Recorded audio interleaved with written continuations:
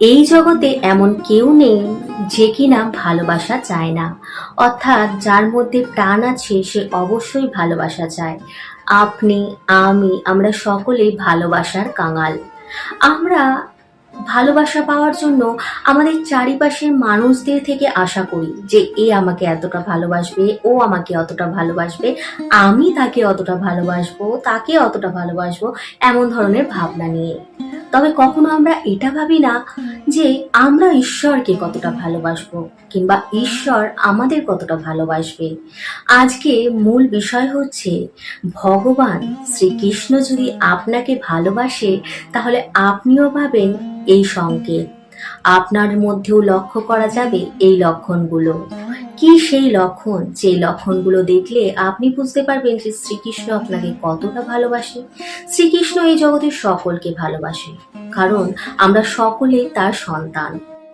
আর সন্তান ভালো হোক কিংবা মন্দ, মা বাবার কাছে সন্তান সর্বদা সমান হয়ে থাকে। সুতরাং শ্রীকৃষ্ণও কিন্তু আমাদের সকলকে সমান চোখে দেখে। কিন্তু আমরা শ্রীকৃষ্ণকে সেইভাবে ভালোবাসি না বলেই শ্রীকৃষ্ণ আমাকে কিংবা আপনাকে সেই ভালোবাসা দেখাতে পারে না। অর্থাৎ এই ভালোবাসা দেখার জন্য সেরকম চোখ থাকা দরকার, সেরকম মন থাকা দরকার, সেরকম আত্মা থাকার দরকার। আমাদের এই শরীর কেবলমাত্র একটা বস্ত্রর মতো, একদিন এটি ছিঁড়ে যাবে কিংবা জ্বলে ছাই হয়ে যাবে। কিন্তু আমাদের আত্মা, যে কিনা কোটি কোটি বছর ধরে জীবিত রয়েছে, তার কখনো মৃত্যু হয় না, সে অমর, তার কখনো অন্ত নেই। আর এই আত্মাই পারে আমাদের পরমাত্মার সঙ্গে পরিচয় করাতে, তার সঙ্গে সংযোগ স্থাপন করাতে। কিন্তু আমরাই নিজেরাই নিজেদের ভুলের কারণে সেই পরমাত্মার থেকে দূরে সরে যাই। একদিন যখন কিনা আমরা আমাদের মায়ের গর্ভে ছিলাম, সেই সময় শ্রীকৃষ্ণ আমাদের বলেছিলেন, কি রে, তুই যখন এই জগৎ দর্শন করবি তখন আমার কথা মনে থাকবে তো? আমার কথা ভুলে যাবি না তো? ওখানে গিয়ে আমার নাম করবি তো? আমাকে স্মরণ করবি তো? আমার নাম প্রচার করবি তো? অনেক কিছু বলেছিলেন সেই গর্ভতে যখন আমরা ছিলাম। কিন্তু হে জগৎ, আমরা তখন তো হ্যাঁ হ্যাঁ হ্যাঁ করব বলে ঠিক বেরিয়ে এসছি।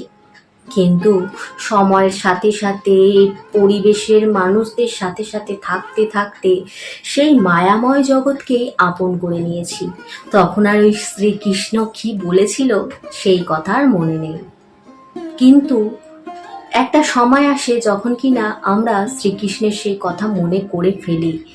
তখন বয়সটা অনেকটা বেশি হয়ে যায়, যখন কিনা মনে করি আমরা যে এই জগতে আমাদের আর কেউ নেই শুধুমাত্র শ্রীকৃষ্ণ ছাড়া।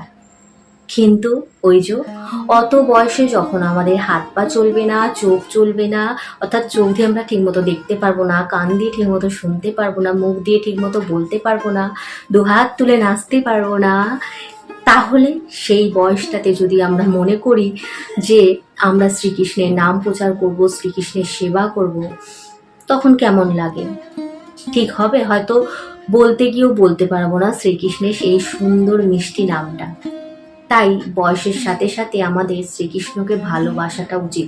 আমরা যেমন আমাদের জীবনে সব কিছু ধারণ করেছি, ছোটবেলার পর একটা সময় আসবে আমরা পড়াশোনা করব, তারপর বিবাহ করব, তারপর বাচ্চা কাচ্চা হবে, তাদের মানুষ করব, এরম ধরনের যখন ধাপে ধাপে আমরা এগাই, ঠিক সেই সময় যদি আমরা প্রতিটা ধাপে ধাপে শ্রীকৃষ্ণকে সঙ্গে করে নিয়ে এগাই, তাহলে কিন্তু আমাদের জীবনটা অনেকটা সুন্দর তৈরি হয় এবং আমরা কিন্তু সেরকম মানুষের মতন মানুষই হতে পারি।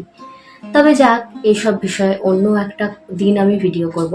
আজকে যেই বিষয় সেটি হচ্ছে, শ্রীকৃষ্ণ যদি আমাদের ভালোবাসে তাহলে কি করে আমাদের সাথে।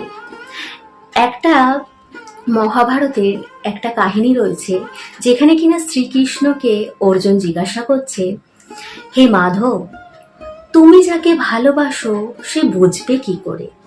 তখন শ্রীকৃষ্ণ বলছে, হে পাত্র, আমি যাকে ভালোবাসি তার থেকে আমি সব কিছু কেড়ে নিই, তার প্রিয় জিনিস, তার আত্মীয় স্বজন, তার বন্ধু বান্ধব, তার ধন সম্পত্তি, সব কিছু তাকে নিঃস্ব করে দিই। তখন অর্জুন বলছে, যে তুমি যাকে ভালোবাসো তাকে কি শত্রু মনে করো, তুমি যে তার থেকে সবকিছু কেড়ে নাও? তখন শ্রীকৃষ্ণ মুচকি হেসে বলছে, না, আমি যাকে ভালোবাসি নিঃস্বার্থ হয়ে ভালোবাসি। তার জীবন থেকে সেই সব মায়াকে মুছে ফেলি, যেই মায়া তাকে একদিন হলেও কষ্ট দেবে। সে যাতে করে আমাকেই কেবল ভজে, আমাকেই কেবল বিশ্বাস করে, আমাকেই কেবল নিজের পরম বন্ধু হিসাবে মনে করে। তাই যখন তার জীবনে কিছুই থাকবে না, সে শুধুমাত্র আমাকেই বুঝবে, আমাকেই চাইবে, আমাকেই চিনবে। তাই আমি তার জীবন থেকে সব কিছু মুছে ফেলি। এইটা তো হচ্ছে একটা প্রসঙ্গ, যেটার মাধ্যমে আমরা বুঝতে পারি যদি আমাদের জীবনে কোনো রকম কষ্ট, দুঃখ, জ্বালা, যন্ত্রণা আসে, তাহলে আমাদের ভেঙে পড়লে চলবে না, আমাদের কঠোরভাবে লড়াই করতে হবে। কারণ শ্রীকৃষ্ণ আমাদের সেই লড়াই করার শক্তি দিয়েছে, এবং এই শক্তির দ্বারাই কিন্তু আমরা একদিন হলেও জয় লাভ করব।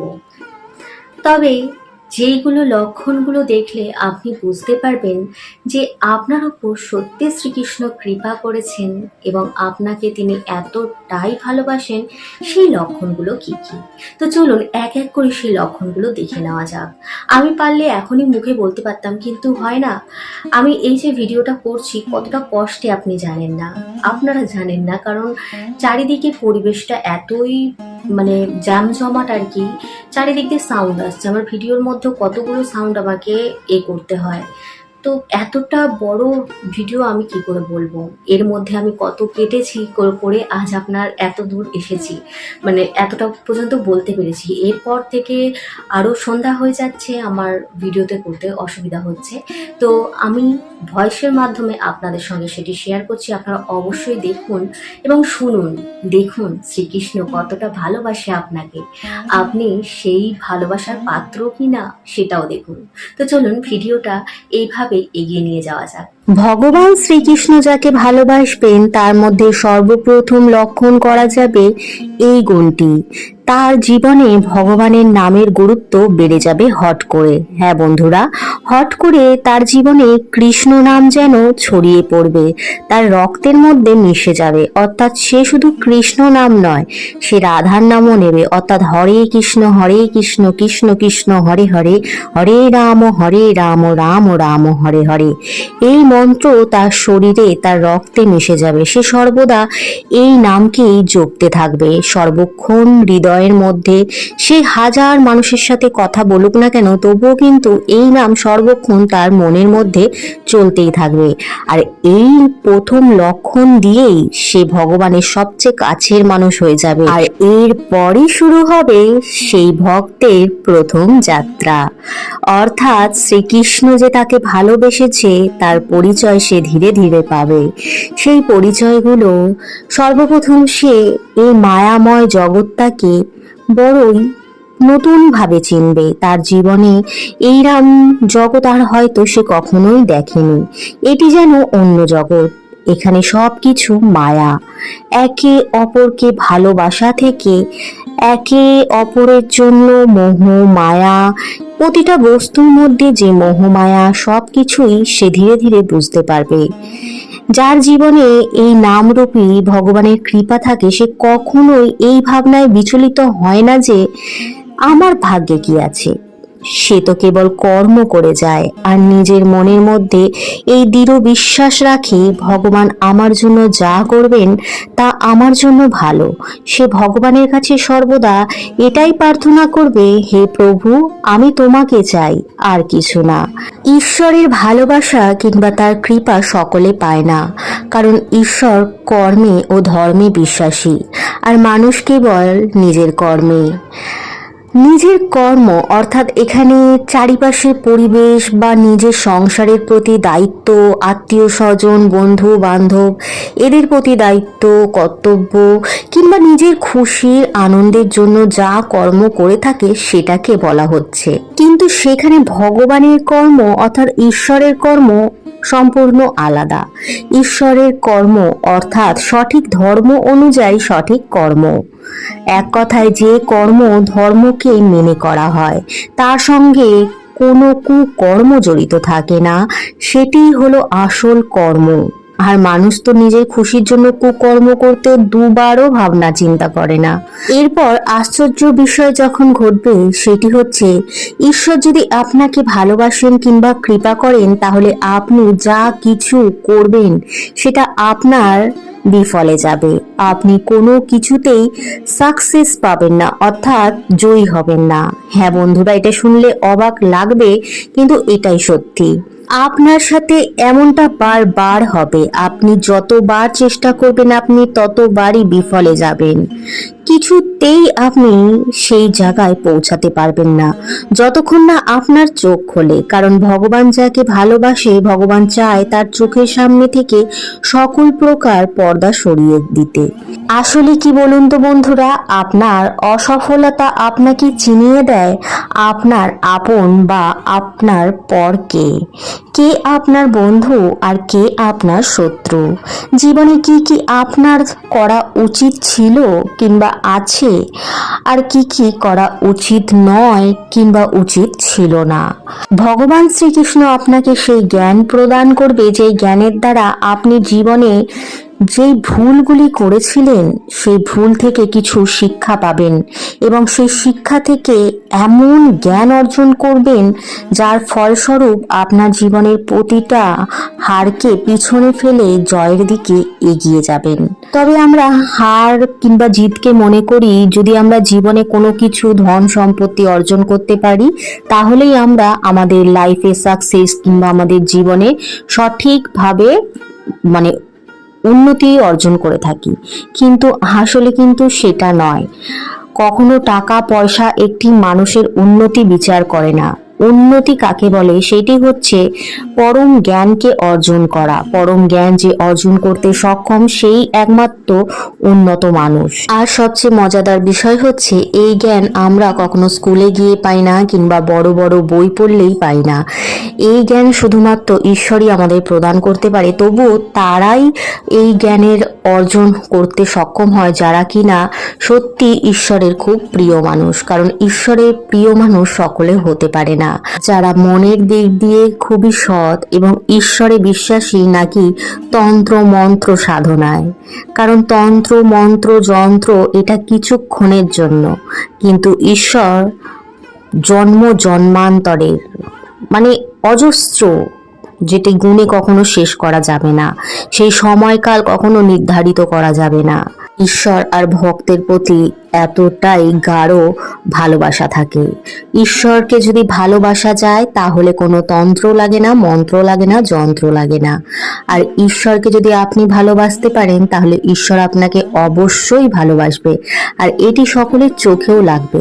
কারণ সকলে মনে করবে আপনি খ্যাপা, আপনি পাগল, আপনি কোনো কিছু জানেন না তবুও এমন এমন কাজ করে যান। এতে আপনাকে সকলে নানানভাবে অপমান, লাঞ্ছনা, নানান রকমের জিনিস করেই থাকবে। কিন্তু এতে আপনি ভয় পাবেন না কিংবা সেই ভালোবাসাকে কম করবেন না। আপনি তখন আরো এগিয়ে যাবেন আপনার ভালোবাসার, আপনার ভক্তির দিকে, যাতে করে আপনি স্বয়ং কৃষ্ণের সঙ্গে দেখা করতে পারেন। কারণ শেষ সময়কালে কিন্তু এই গোবিন্দই আসবে আপনার হাত ধরতে, আর কেউ কিন্তু আসবে না। তাই কে কি বলছে, কে কি করছে সেই সময় নষ্ট না করে আপনি শুধুমাত্র আমাদের গোবিন্দের প্রতি বিশ্বাস রাখুন এবং ভালোবাসা রাখুন। দেখবেন গোবিন্দই আপনাকে প্রতিটি পদে রাস্তা দেখাবেন এবং আপনার প্রতিটা কাজে সেটি ফুটে উঠবে। কারণ আপনার মনে নানান ধরনের ভাবনা চিন্তাগুলো পরিবর্তন হতে থাকবে। আপনার জীবনে কষ্ট, দুঃখ, জ্বালা থাকা সত্ত্বেও আপনি সকলের প্রতি দয়া ভাব রাখবেন, যেই দয়ার কারণে আপনার বারবার মনে হবে যে ইস, আমি যদি এইটা করতে পারতাম সেই দুঃখী মানুষটার জন্য, আমি যদি ওইটা করতে পারতাম। আপনার কাছে অর্থ নেই তবুও যে আপনি এটা ভাবছেন না, এটাও কিন্তু ঈশ্বরের কৃপা। ঈশ্বরের কৃপা ছাড়া কিন্তু এই ভাবনাও আসে না। সকলে ভাবতে পারে না এই কথাগুলো, আর যারা ভাবতে পারে তাহলে মনে করবেন আপনাকে ভগবান সত্যিই ভালোবাসে। আর যার জীবনে চাওয়া পাওয়া মিটে যাবে, অর্থাৎ ভগবান আপনাকে যা দিয়েছে, যতটুকু দিয়েছে তাতেই আপনি সন্তুষ্ট, আপনার আর কিছু চাওয়া পাওয়া থাকবে না, তাহলে মনে করবেন ঈশ্বর সত্যিই আপনাকে ভালোবাসে, গোবিন্দ আপনাকে সত্যিই ভালোবাসে। এবং এটি তো আপনারা দেখেছেন যে ঈশ্বর যাকে ভালোবাসে সে কিরাম ধরনের পরিস্থিতির মুখে পড়ে, তার জীবনে সব কিছু যেন ভেঙে চুরমার হয়ে যায়। সে যতবার ওঠার চেষ্টা করে কিংবা সমাজকে বোঝানোর চেষ্টা করে যে না এটাই ঠিক এটাই ঠিক, কিন্তু তাকে বারবার ভুল প্রমাণিত করে এই সমাজ। আর এইটির উদাহরণ কত যে ভক্ত আছে, আমরা তো শ্রীরামকৃষ্ণ, বামাখ্যাপা এদের তো উদাহরণ পাই, তার সঙ্গে কিন্তু ভক্ত প্রহ্লাদ, তারপর রঘুনাথ, এরকম অনেক জনার কিন্তু উদাহরণ পাই, আরো অনেক আছে। তো আসল ভক্তদের জীবনে অনেক কষ্ট আছে, দুঃখ আছে, জ্বালা আছে। ভক্তরা ভেঙে পড়বেন না, এবং আপনি সত্যি ভগবানের ভালোবাসার মানুষ, তাই এত দূর অবধি এসে ভগবানের এই কৃপা দর্শন করলেন কিংবা শুনলেন। আমি আরো অনেক কিছু বলতে চাই, কিন্তু ভিডিওটা অনেক বড় হয়ে যাচ্ছে। আপনাকে ভগবান কৃপা করেছেন, ভালোবাসেন, তাই আপনি এত দূর অবধি শুনলেন। আর যদি ভালো লাগে অবশ্যই কমেন্টের মাধ্যমে জানাবেন, তাহলে এরপরে আমি যে ভিডিওগুলো করব সেগুলোতে শুধুমাত্র পয়েন্টগুলো তুলে ধরবো। আর বলুন, আপনার সাথে কি এমন ঘটনা ঘটছে যে আপনার জীবনে খুব দুঃখ, খুব যন্ত্রণা, খুব জ্বালা, তবুও আপনি ভগবানের নামকে ত্যাগ করেননি? ভগবানের কৃপায় আপনি ভগবানের জীবনের যে লীলাগুলো দিয়ে যেগুলো শিখছেন সেগুলোই নিজের জীবনে ধারণ করছেন। এমন যদি আপনার সঙ্গে ঘটে, কিংবা আপনার মধ্যে সেই দয়া ভাব যদি থাকে যে আমার এই অল্প সামর্থ্য অনুযায়ীও আমি অন্য কারোর ভালো করব, দশের ভালো করব, এটিও কিন্তু ভগবানের ভালোবাসার চিহ্ন। এছাড়া সকলকে সম্মান করা, সকলের প্রতি মায়া দয়া, সকলের প্রতি হিংসা ত্যাগ করা, সকলের প্রতি লোভ লালসা ত্যাগ করা, এই সকল কিছুও কিন্তু ভগবান শ্রীকৃষ্ণেরই দয়ায়, অর্থাৎ তার ভালোবাসারই উপহার স্বরূপ পেয়ে থাকে একটা ভক্ত। তো প্রিয় বন্ধু, আপনি কি সেই মানুষটা কিংবা সেই আত্মাটা যাকে কিনা শ্রীকৃষ্ণ এতটা ভালোবাসে? যদি হয় কমেন্টের মাধ্যমে অবশ্যই জানাতে ভুলবেন না। ভালো লাগলে লাইক কমেন্ট শেয়ার করতে ভুলবেন না। পাশে থাকার জন্য সাবস্ক্রাইব করতে ভুলবেন না। বেল বাটনটাকে অবশ্যই প্রেস করে দেবেন যাতে আমার ভিডিওর প্রতিটা নোটিফিকেশন আপনাদের কাছে সবার আগে পৌঁছে যায়। ভালো থাকুন, সুস্থ থাকুন, সুরক্ষিত থাকুন, ভালোবেসে বলতে থাকুন হরে কৃষ্ণ, রাধে রাধে।